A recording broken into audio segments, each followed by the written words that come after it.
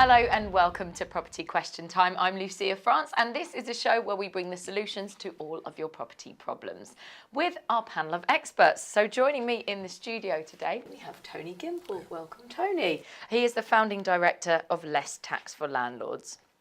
We also have Stephen Galpin, a London-based property consultant. Welcome, Stephen. Hello. And John Howard, of course, as well, down there at the end. Hello, John, property developer with over 35 years' experience in the industry. So, our first question today will go to you, Tony. This is from one of our viewers who says, my parents have a large portfolio of properties in persona names and are currently clueless about the tax changes. They are elderly and concerned about inheritance tax. How much is it likely to affect them? And as their sole heir, what impact will this have on me? And is there anything we can do? Okay, inheritance tax, state-sponsored grave robbery. Is exactly what it is. My least favourite tax by a long margin. In effect, inheritance tax means that their direct descendant or their descendants outside of spouse, outside of their spouse or civil partner, will be paying £400,000 in tax for every £1 million worth of equity. Wow. They inherit. So it is a huge problem. The problem is there's not a lot they can do about it from a structural perspective if their sole motivation or main motivation is to gain a tax advantage. If, however, they want to pass on a going concern to the next generation, then there are many things that they can do with looking at the structures. If for any reason that's not possible, then they can look towards life insurance, assuming that they are insurable, joint life, second death in trust, can be used to pay the bill. And what does that mean, second death? It means that inheritance tax, if you've got a couple, say, husband and wife, civil partners, then inheritance tax is payable on the second death. So there's no inheritance tax between. So they would insure for the value of the inheritance tax bill to pay out at that point in trust, so in itself won't be subject to IHT. Problem being, are they insurable? Is it affordable? Will the policy keep pace with inflation? They can start to give things away, but there has to be a complete gift. It can't be a gift with reservation of benefit. So if they don't need the income, but then they've got to live 7 years, which actually could be as long as 14, depending on the circumstances. Either way, they need to really start to take joined up professional advice about what their options really are. And in terms of gifts, what's the threshold or limit? What's allowed to be gifted? Is there a limit to that? It depends what kind of gift and how they're doing it. If it's real property, then you've got potential for immediate charges to inheritance tax and so on. It's really quite a complex subject, and you need to peel back the veneer on it to give anything like a decent answer. And you actually need to start. I'm only young, but you almost need to start now if you've got a lot of assets. There's no point waiting until you're 70 or 80 to do it. You need to start when you're younger. Well, and like Tony said, if somebody has to live for then another 7 years, you don't know, do you? So. Anything that they can do, that he said, as their sole heir, what impact will this have on me? Is there anything I can do? So any advice? Yeah, talk to your parents, basically. Definitely. Work out what you're all trying to really do. And if the only solution is life insurance, then it's his problem and he should be paying for it. Right, okay. Brilliant. Thank you very much, Tony. Thank you. Okay, Stephen, on to your first question for today. We are relocating to Somerset away from Sussex. We will be renting until our place is sold and the place will remain empty. We called our local council who said there is no discount for an empty property. Why is it that a single occupancy gets a discount but a zero occupancy gets none? I get that some people just leave their properties empty, but I'm not a rich man and I don't do this out of choice. Any advice? Well, no, not really. The fact that next question. Yeah. The fact of the matter is, he's going to have to pay council tax. There are certain circumstances where you can get total relief. If you're detained under the Mental Health Act, if you're incarcerated in prison, perhaps, or if the person living in that house has died. Then there's a period, I think from memory, it's 6 months after probate, isn't it, that you can claim relief on the council tax. But I just assume that really, if you take a house as a unit, it's the house that actually demands the services that the council provides. It demands the street outside being kept. It demands the rates, the drainage to be kept maintained. So whether there's anybody in it or not, there's a cost to that house being there. I suppose the relief for a single person, you can argue there's less strain on the services because it's one person as opposed to two. And I think essentially the council's view would be if you can afford to go and live in another property and leave this one empty, then I'm afraid you're probably quite capable of paying the council tax. So not really much you can do unless any of those circumstances I've mentioned apply. Yeah, it doesn't seem to be from what they've written in the question. Is there any situation, so you said obviously if someone's detained under Mental Health Act, but if there's a death as well, that would be the case, but other than that, you have to pay it? That's right, afraid so. Just the way it is. Yeah. They're under Death and taxes. to be fair, the council's under massive pressure to collect as much money as they can. It's difficult for them as well. Okay, well that seems a quite simple answer to that one there, Stephen. Thank you very much. Okay, moving on to you, John. Your first question for today is, yes. Myself and my partner are in the process of buying a second property. We were originally going to buy to let, but there is a profit to be made, so decided to try and sell on and try our hand in property development. As I'm new to this, please can someone advise me on the pros and cons of property development? Oh, well. Big question, as it is classed as a second income, which we will pay tax on the profit. Can we claim any tax back for a new boiler, kitchen and carpets, buying and selling fees, etc.? Thanks for any advice. Well, first of all, welcome aboard.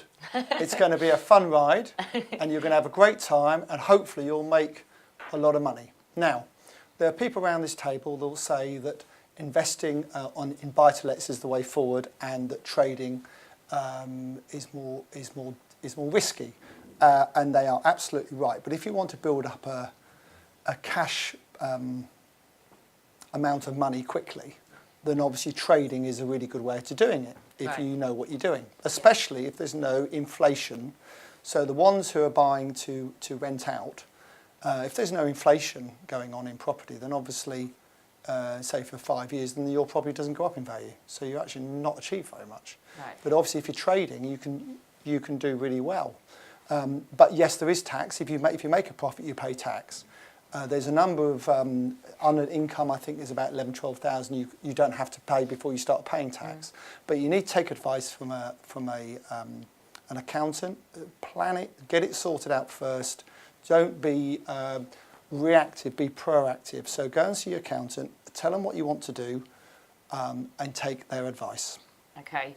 And in terms of this being classed as a second income, do we assume there that they both have a job anyway? And that is a great way of doing it, because if you've got enough money to live and to have a nice lifestyle, then any profit from trading can go back, can be reinvested.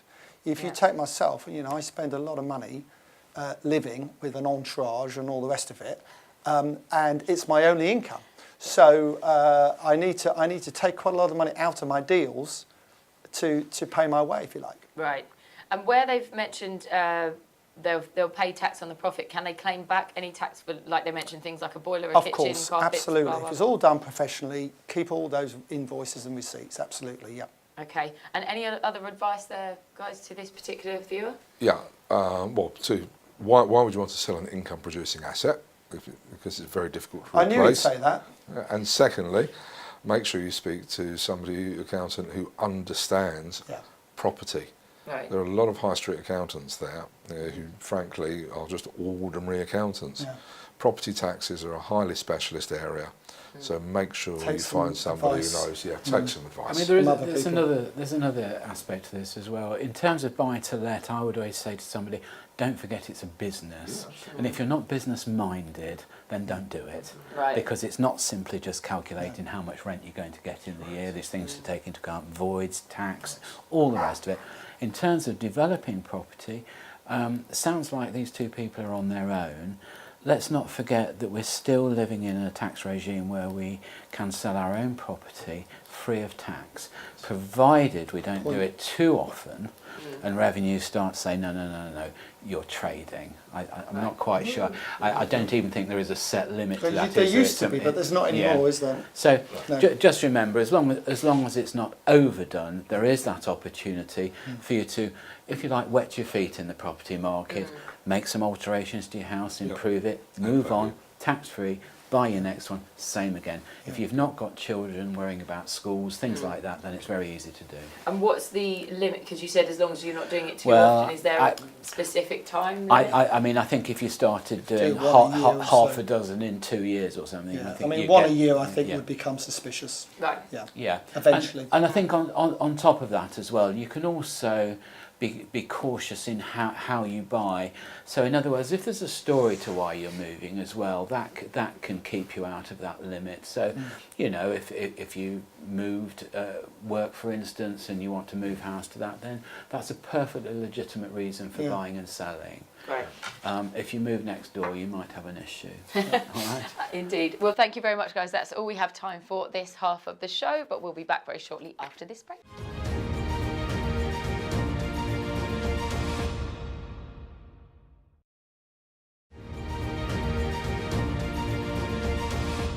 Welcome back to Property Question Time. I'm Lucia France, and joining me in the studio today I have Tony Gimple, Stephen Galpin and John Howard. Welcome back.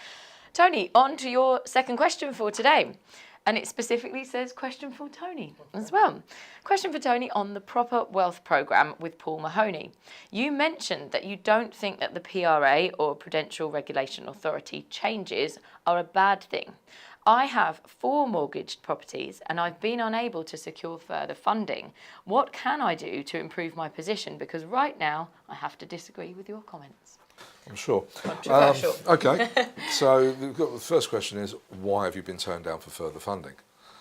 Almost certainly you're over-leveraged. You're not going to pass the stress tests. Right. And stress testing is good. You know, just looking at the collective age around the table, we all had mortgages in the late 80s, early 90s. Interest rates went through the roof. You know, I ended up with a thick end, you know, of 7 figures of negative equity. It took me 10 years to get back on that horse. I wish the hell somebody would have stress tested me. The Prudential Regulation Authority changes are designed to make sure that people are making the right decisions. They're not over-leveraging, they can service the debts. And because of what's happened previously, you know, people were doing deal by deal, 85, 95, 100% mortgages and getting themselves into all sorts of a mess. Yeah. So the fundamental question for this person is, why were you turned down? Because if you're overextended and interest rates rise, it's going to be a very short walk to the bankruptcy court. Right. So it's actually, for a change, the state has done something that does work in your benefit. It sounds like, obviously speaking from your own personal experience there, what would you have done differently then if, supposing you had been stress tested back then? I would have definitely taken much lower loan to values. I'd have been more discerning, and I wouldn't have bet, you know, the house on capital appreciation. The one thing you cannot control is what the house will be worth next year. The one thing you can control, however, is how much income you're getting. And it's easier at times to turn income into capital than relying on a future growth in property prices, which you may not be able to crystallise when you need it. And that's exactly the case here, particularly if you've had capital growth and you're using it to fund your lifestyle. Part of the rules is you cannot take money out just to fund your lifestyle. It has to be based on a proper business model, exactly the same way as any other trading business would operate, whether it's rental or not. So their question here, Tony, is what can I do to improve my position? What would you suggest to them? Just wait? No, well, it's impossible to answer without knowing the details. Yeah, of course. But they've got to start running it as a proper business, and at that point, they'll start to have the ability to borrow more. They need a business plan. They need to reduce the amounts of loan to value. They need to take professional advice about how to structure this business in order to achieve their personal goals. You might need to go backwards to go forwards. Yeah. You might need to sell Yeah. one, reduce your borrowings a bit. Yeah. Yeah. Before That, you go that forward. restructuring will be part of the presentation to a lender, won't it? So, Correct. Yeah. Yeah. Yeah. Don't be too greedy. Okay. Good advice there, guys. Okay, moving on to you, Stephen. What are my options of how I can find someone to defend me in a court case where the claimant, in brackets landlord, has forged my signature on a legal document and conducted other criminal activities which may lead to my eviction? Wow, that sounds like a tricky situation. Well, doesn't it just? Yes. Well, I think the thing here is it seems to be toing and froing between a civil case and a criminal case. I think the simple answer to that question is if you believe criminal acts have been undertaken, then go and see the police and they'll take the appropriate action. Right. Now, if that rebounds and the police say, well, we're not convinced that it wasn't you that actually did these criminal acts, then you could probably face charges. Now, if that's imprisonable and your income is below a certain level, then you might qualify for legal aid in terms of representation. I would suggest so the police would probably have a good look at that if you've got evidence of your landlord's misdemeanours. In terms of getting somebody to defend you, I would try and look for a specialist in the areas that are In the area of relevant. fraud. Fraud or forgery. There's not much detail there for us to suggest. Most lawyers, though, will see you for half an hour or so free of charge to give you some advice. They'll tell you whether it's a case that should be just referred to the police, whether there is some defence you've got to start preparing, or whether there's some prosecution you've got to start preparing. I think the only word of caution I would suggest is that if you enter into any kind of civil litigation, it's going to be expensive. I think the other thing I would say also is I know it's very, it's not nice. It's a horrible situation to be in. Absolutely. But you are a tenant. And you can always go and rent something else, and actually might be better to get out. Although you are in the right, sometimes in life it's best just to walk away and start again rather than live through this for a year and a half, and it could be very expensive. Yeah. Even if you're right. Having any kind of legal argument Yes. is expensive. Expensive. It's a rich man's hobby. Yeah. And the other side of the coin is much is made of landlords taking references on tenants. Tenants should take references on landlords. Without question they should. Absolutely. I agree. I agree with that entirely. Where they've put here, this is obviously just conjecture, but he's forged my signature on a legal document and conducted other criminal activities. What do you think that they're we don't know, referring do to? we? It could be all sorts of things, but I'd say the best thing to go to the Citizens Advice Bureau, have a chat, and make sure that the tenant in this instance protects their good name. Yeah, There is another avenue. We refer a lot in this programme to researching on the internet. There are a number of law firms that will give you, it'll be fairly scant advice, but they will give you advice on the internet. It's simply filling in a tick box and asking. They may not end up being the solicitors you want to use, but it's worth just asking the question. Just do your research. Yeah. Or walk away. Walk away. Yeah, In an earlier programme we talked about renting to local authorities. This is a prime example where actually the local authority would be taking this up and not you as the tenant, because they are effectively... Yeah, that's very true. Well, hopefully they will get this sorted soon, and hopefully that's given them some help. Moving on now to your question, Yes. John. Okay, I am new to property investing. I've watched this show for some time now, and I hope to buy my first buy-to-let next year. I'm looking around the Manchester area. I went to uni here, so I know parts of it. Yep. I was hoping for some advice on where to begin to start researching different areas. I live in Brighton, so I can't travel up. Any advice? Well, first of all, I don't know why they can't travel up. Brighton is a great place. I've got I've got quite a few flats I own in Brighton, so I'm very biased about Brighton. So It's that's lovely. the first thing. It's a nice place to live. What I would say is normally, to start with, try and invest close to where you live if you can, because one, you're learning about the business, and two, probably you want to go around and see the property on a regular basis. Now, I've got properties I haven't looked at for 24 years, longer probably, I've got managing agents managing for me. I'm not that interested in going to see them as long as I get the rent and so on. Right. But not everyone's like that. And to start with, certainly, normally try and buy locally. The problem with Brighton, obviously, it's expensive. But that doesn't mean if you drive 20 miles out of Brighton, you can find a cheaper place to start if Brighton is too expensive. Going to Manchester is an option if you know Manchester well, but obviously they're absolutely right. You've got to travel up there. You've got all the cost of that. If there's a problem and you want to meet the tenant or something, you know, it's a long way to go.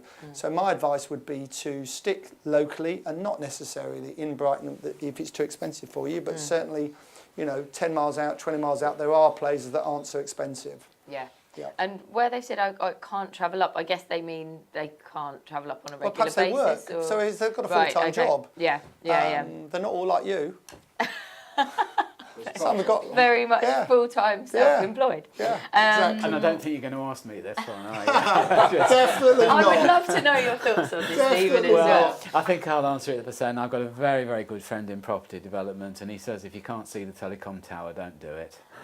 Yeah, there you go. I Typical. think we're, That's again, typical, isn't it? being accused Yeah. of being London-centric. I'm lay that certainly blame not, on Stephen. as you know. Absolutely not. So, and any advice on where to start researching different areas? So, Well, I think we've suppose given you're you saying advice, basically really. don't. I would Yeah. stick closer to stick as close as you can to home, but be realistic in what you want to spend and the return you're going to get, and so on. Yeah. Yeah, for the first, I mean, the tenants and toilets are hard work, and the last thing you want is the tenant finding your number at 3 o'clock in the morning to say the loo's blocked in there in Manchester. Yeah, exactly. And also, I think there's probably something. It's quite different growing up in an area and knowing it just because you went to university there. You might not know it as well. I agree. Yeah. Great stuff. Okay, well, thank you very much, John. Thanks, Stephen, and thank you very much, Tony. And thanks to you at home for watching. If you have a property question and you'd like to get in touch, then please do email us, info@propertytelevision.tv, or just go to the website, which is property-tv.co.uk. We'll see you again next time.